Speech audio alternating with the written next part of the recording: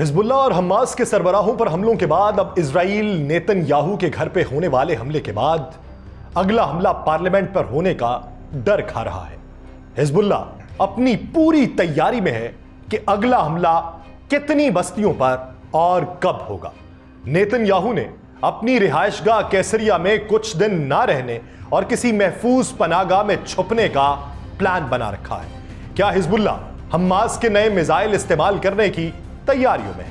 آپ سب پر سلامتی ہوں، میں یاسر رشید ہوں اور آپ دیکھ رہے ہیں 92 نیوز ڈیجیٹل۔ ناظرین، حزب اللہ نے گزشتہ روز حماس کے سربراہ یحییٰ السنوار کی شہادت کی تصدیق ہونے کے بعد یہ اعلان کیا تھا کہ اب اسرائیل پر حملے مزید تیز ہوں گے۔ امریکہ کے صدر بائیڈن نے اسرائیل اور ایران کے درمیان جاری جنگ کے خاتمے کی امید کا اظہار تو کیا، لیکن اس بارے میں انہیں امید انتہائی کم تھی۔ بائیڈن نے مشرق وسطیٰ میں جاری جنگ کو ختم کرنے کے آپشنز پر غور کیا اور کہا کہ میرے خیال میں ایک موقع ہے، میرے ساتھی متفق ہیں کہ ہم اسرائیل اور ایران کے ساتھ اس طریقے سے نمٹ سکتے ہیں جس سے کچھ دیر کے لیے تنازع ختم ہو جائے۔ دوسرے لفظوں میں یہ کہ ایک عرصے کے لیے جنگ بندی ہو سکتی ہے۔ بائیڈن کے تازہ ترین تبصرے جو ہیں وہ امریکی موقف میں ممکنہ تبدیلی کا اشارہ دیتے ہیں۔ لاسٹ ویک میں اسٹیٹ ڈپارٹمنٹ نے یہ تجویز پیش کی تھی کہ وہ حزب اللہ اور اسرائیل کے درمیان جنگ بندی کی مزید کوشش نہیں کر رہا۔ اسرائیل کے بارے میں بڑے پیمانے پر یہ خیال کیا جاتا ہے کہ وہ 1 اکتوبر کو تہران کی جانب سے اسرائیلی فوجی اہداف پر کیے گئے حملے کے جواب میں ایران کے خلاف حملے کی تیاری کر رہا ہے۔ تہران میں حماس کے سربراہ اسماعیل ہنیہ کی شہادت اور بیروت میں حزب اللہ کے رہنما حسن نصر اللہ اور ایک ایرانی جنرل کی شہادت کا بدلہ لینے کے لیے ایران نے اسرائیل پر میزائلز کا ایک پورا بیراج فائر کیا تھا۔ حملوں کے پچھلے دور میں ایران نے اس سال کے شروع میں دمشق کے اندر ایرانی قونصل خانے پر بمباری کے جواب میں اسرائیل پر سینکڑوں ڈرون اور میزائل فائر کیے تھے، جس میں 7 افراد ہلاک ہوئے تھے۔ غزہ کی اگر صورتحال دیکھی جائے، غزہ میں وسیع پیمانے پر تباہی اور قتل و غارت کے درمیان جنگ کے بعد کسی بھی منصوبے کا تصور اور نفاذ میں بہت بڑی مشکلات کا سامنا کرنا پڑے گا۔ ایک طرف واشنگٹن جہاں پر غزہ کے مستقبل کے بارے میں بات کر رہا ہے، وہیں اسرائیلی مغربی کنارے، مشرقی یروشلم اور شام کی گولان کی پہاڑیوں کے ساتھ ساتھ لبنان پر بھی اسرائیل حملہ کر رہا ہے، اور اسرائیل ان میں سے کسی بھی جگہ کو کسی بھی وقت جلد چھوڑنے میں ذرا سی بھی دلچسپی نہیں دکھا رہا۔ بنے گا کیا؟ شمالی غزہ کے جبالیہ میں اسرائیلی ٹینک محاصرے اور ٹیلی کمیونیکیشن بلیک آؤٹ کے درمیان کیمپ کے مرکز تک اسرائیلی فوج پہنچ چکی ہے۔ 34 دن سے محصور غزہ کی پٹی پر اسرائیلی حملوں میں کم از کم جو لوگ محصور ہوئے ہیں ان کی تعداد کتنی ہے اس کے بارے میں قیاس آرائیاں مختلف کی جاتی ہیں، لیکن بعض اوقات یہ بھی کہا جا رہا ہے کہ انہی دنوں کے اندر 70 کے قریب جو افراد ہیں وہ متاثر ہوئے، جن میں سے 34 فلسطینیوں کی شہادت کی اطلاعات ہیں، جن میں زیادہ تر شہادتیں انکلیو کے شمالی حصے میں ہوئی ہیں، جہاں اسرائیلی فورسز نے اپنے زمینی حملے میں اضافہ کر رکھا ہے۔ اسرائیلی ٹینک مضافاتی علاقوں اور رہائشی اضلاع سے گزرنے کے بعد بھاری فضائی اور زمینی فائر کا استعمال کرتے ہوئے پناہ گزین کیمپ کے مرکز تک پہنچ چکے ہیں۔ اسرائیلی فوج روزانہ کی بنیاد کے اوپر درجنوں مکانات کو ہوا اور زمین سے تباہ کر رہی ہے اور عمارتوں میں بم رکھ کر پھر دور سے دھماکہ کر دیتی ہے، اور اس پر افسوس یہ کہ وہی اسرائیلی فوجی اس کی ویڈیوز بناتے ہوئے اور اس پر ٹھٹھے بازی کرتے ہوئے دکھائی دیتے ہیں۔ جبالیہ میں ایک بھاری تباہ شدہ عمارت کو لپیٹ میں لیے ہوئے دھواں دیکھا گیا، اور اسرائیلی گولہ باری کے دوران لوگ اپنی جان بچانے کے لیے بھاگتے ہوئے دکھائی دیے۔ جمعے کے دن 15 افراد جبالیہ میں شہید ہوئے تھے جب اسرائیل نے بیت حانون اور بیت لاہیہ سمیت شمالی غزہ کا اپنا شدید محاصرہ جاری رکھا تھا۔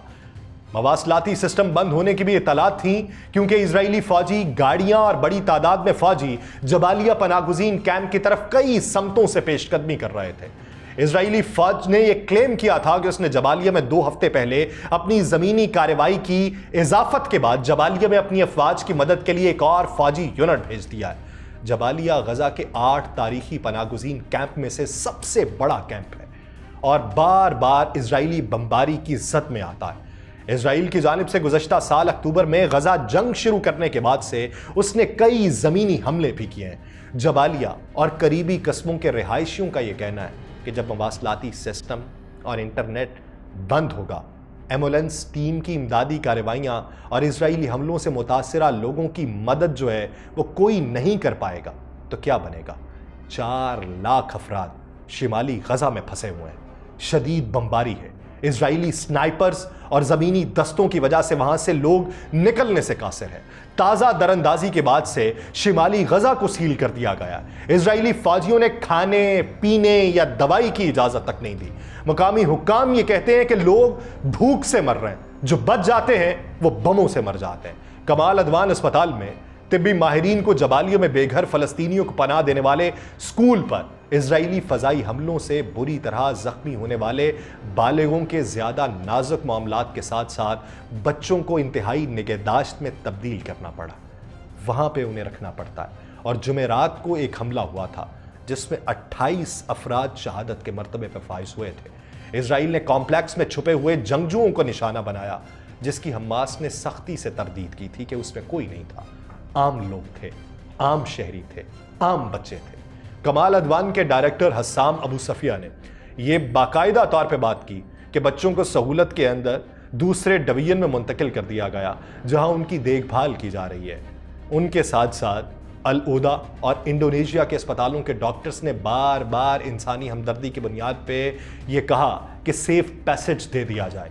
और इजरायली फ़ौज की तरफ से इनखला के अहकामात के बावजूद अपने मरीजों को छोड़ने से उन्होंने इनकार कर दिया। तिब्बी अमला इस वक्त थक चुका है। अस्पताल का सामान बशमूल खुराक बुरी तरह खत्म हो चुकी है। गुज़श्ता 2 हफ्तों के दौरान शिमाली गजा में इजरायली हमले में 450 से ज़ायद अफराद शहीद हो चुके हैं। इजराइल की जारी जारहियत में अब तक कम अज़ कम 42,500 से ज़ायद फ़लस्तीनी शहीद हो चुके हैं। हर जी रूह पुकार रहा है, कोई आए ना आए, ए फ़लस्तीन मेरे किबलाए अव्वली, तेरा मुजरिम मैं तेरा गुनहगार हूँ, हर सज़ा हर मलामत का हकदार हूँ। तेरे सीने पे दहशत बरसती रही और मैं चुप रहा।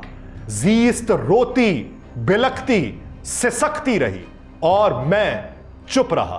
तेरे बेटे तेरी आन पर कट गए, जेबो दामा थे खाली मगर डट गए। क्या दिया उन शहीदों को हमने सिला, और भी टुकड़ियों में मगर बट गए। तेरी बहनों के माओं के खाली शिकम, मेरी पुरखोरियों को न कर पाए कम। तेरे मासूम खून में नहाए गए, तेरी जानिब न बढ़ पाए मेरे कदम। शाखे ज़ैतून पे बरपा था रक्से शरर, अमन की फाख्ता खून में थी तरबतर। फूल जलते रहे, घर सुलगते रहे और मैं चुप रहा मिसले दीवार दर। मेरे कल्बो नजर की ज़ियाकारियां ये गिरा बारियां, आखिरी इंतहाओं को छूती हुई बेबसी बेदिली तेरी बेहुरमती और तेरी बेरदाई का बायस बनी। दस्ते बेदादगर उम्मते खस्ताओ नीमो जां के गिरेबान तक आ गया। अब कोई एक खित्ता फलस्तीन नहीं, अब तो सारी जमी ही फलस्तीन है। कलमा गोया ने फखरे दुआलम का हर घर फलस्तीन है। मेरा घर मेरा आंगन फलस्तीन है, मैं फलस्तीन हूं। मुस्लिम उम्मा सोई पड़ी, बेदार होने का नाम नहीं ले रही। मुस्लिम उम्मा के नाम लेवा ओआईसी कॉन्फ्रेंस के अंदर तो बैठते हैं, लेकिन उन्हें यह हकीकत दिखाई नहीं देती। वो मगरबी मुमालिक जो रूस के यूक्रेन पे कब्जा करने को गलत तो समझते हैं, लेकिन इजराइल के फलस्तीन पे कब्जा करने को उनका हक समझते हैं, उनकी आंखें कब खुलेंगी? ये 56 मुमालिक जो इस्लामी मुमालिक होने के दावेदार हैं, ये कब तक खामोश बैठेंगे? कब तक उनकी सरमायाकारी से अपने मुंह को लहू लगाते रहेंगे?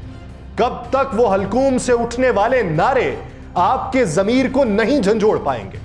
कब तक ये मुस्लिम उम्मा आंखें बंद किए बैठेगी?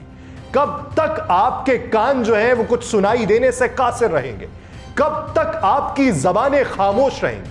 अगर यूं ही करना है तो जबानें कटवा दीजिए, यूं ही करना है तो अपनी आंखें निकलवा दीजिए, यूं ही करना है तो अपने कानों में सीसा पिघला के डलवा लीजिए और अपने हाथों में चूड़ियां पहन लीजिए कि उनकी खनखन से या उनकी छन छन से शायद आपकी आवाज किसी दूसरे तक पहुंच सके। लेकिन आप जो हैं खामोशी इख्तियार करते रहोगे तो क्या उनकी हिम्मत जवाब दे जाएगी? क्या उनका खातिमा हो जाएगा?